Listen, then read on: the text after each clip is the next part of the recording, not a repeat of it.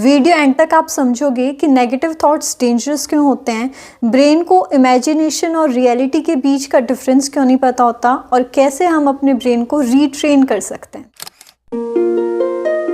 जब हम negative feel करते हैं तो ब्रेन एक्चुअली रिएक्ट कैसे करते हैं। ये सिर्फ एक फीलिंग नहीं है, एक केमिकल रिएक्शन है। ये सब जानने के लिए वीडियो को एंड तक ज़रूर देखना और पसंद आए तो like, share and hit the bell icon. सबसे पहले एक इम्पॉर्टेंट बात समझो कि ब्रेन को ये नहीं पता होता है कि तुम जो सोच रहे हो वो इमेजिनेशन है या रियलिटी है।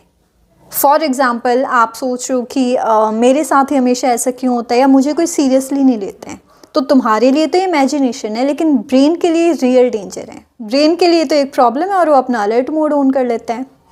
जैसे ही नेगेटिव थॉट आते हैं ब्रेन एक्टिवेट हो जाता है, फियर को हैंडल करता है, स्ट्रेस रिस्पॉन्स को स्टार्ट कर देता है। फिर बॉडी में केमिकल्स रिलीज होते हैं, कॉर्टिसोल, एड्रेनालाइन।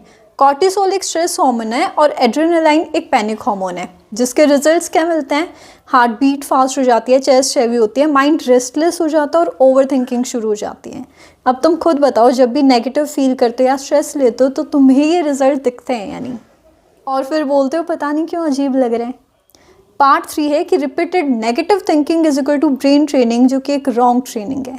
अब यहाँ गेम डेंजरस हो जाता है जब आप रोज़ सेम नेगेटिव चीज़ें सोचते हो या अपने पास्ट को बार बार याद करते हो या खुद को ब्लेम करने लग जाते हो, तो ब्रेन तो ऑटोमेटिकली कहता है भाई ये तो डेली का काम है। ब्रेन स्ट्रॉन्ग न्यूरल पाथवेज बना लेता है। सिंपल वर्ड्स में अगर कहें तो जैसे रोड बार बार यूज़ करने से पक्की हो जाती है, उसी तरीके से जो तुम बार बार सोचते हो दिमाग में फिक्स हो जाता है। इसलिए पॉजिटिव सोचना मुश्किल लगता है और नेगेटिव ऑटोमेटिकली अपने माइंड में चलने लग जाता है। ब्रेन का मेन काम है सरवाइव करना, किसी को हैप्पी बनाना नहीं। इससे जब ज़्यादा नेगेटिविटी होती है तो ब्रेन हमेशा डेंजर ढूंढता रहता है, ट्रस्ट इश्यूज़ बढ़ जाते हैं उस टाइम पे। यार लोगों से दूर रहना सेफ लगता है और तुम बोलते हो मैं इमोशनली नम हो गया हूँ। बिल्कुल सच क्या है कि तुम वीक नहीं हो, लेकिन तुम्हारा ब्रेन ना ओवर प्रोटेक्टिव हो जाता है उस टाइम पे। पार्ट 5 ओवर थिंकिंग का साइकिल कैसे बनता है।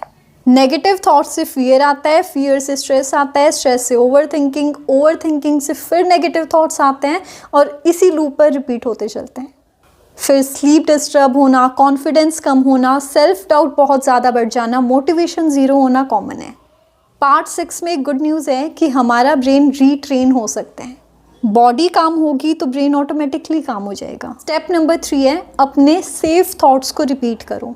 जो नेगेटिव थॉट्स हैं उनको तुम बार बार सुन के और स्ट्रेस को बढ़ाते रहते हो, तो स्ट्रेस से बचने के लिए अपने न्यू सेफ थॉट्स को रिपीट करना सीखो। फॉर एग्ज़ाम्पल, मैं सेफ़ हूँ, या मैं इस सिचुएशन को हैंडल कर सकता हूँ, कर सकती हूँ, या इस फेज से भी निकल जाऊँगी। ये तुम्हारे माइंड को एक सेफ्टी सिग्नल देते हैं। Part 7 is a powerful line.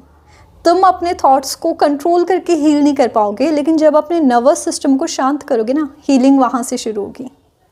जब बॉडी सेफ फील करती है तो ब्रेन ऑटोमेटिकली पॉजिटिव होने लग जाता है। तो नेक्स्ट टाइम जब नेगेटिव थॉट्स आएँ तो खुद को जज मत करो या ये मत सोचो कि मैं ऐसी क्यों।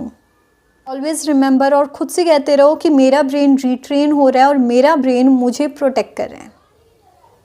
और अगर ये वीडियो पसंद आए तो लाइक ज़रूर करना और कमेंट सेक्शन में लिख देना कि yes I am retraining my brain. और चैनल को सब्सक्राइब करें for self love and mental clarity content. और मिलते हैं नेक्स्ट वीडियो में।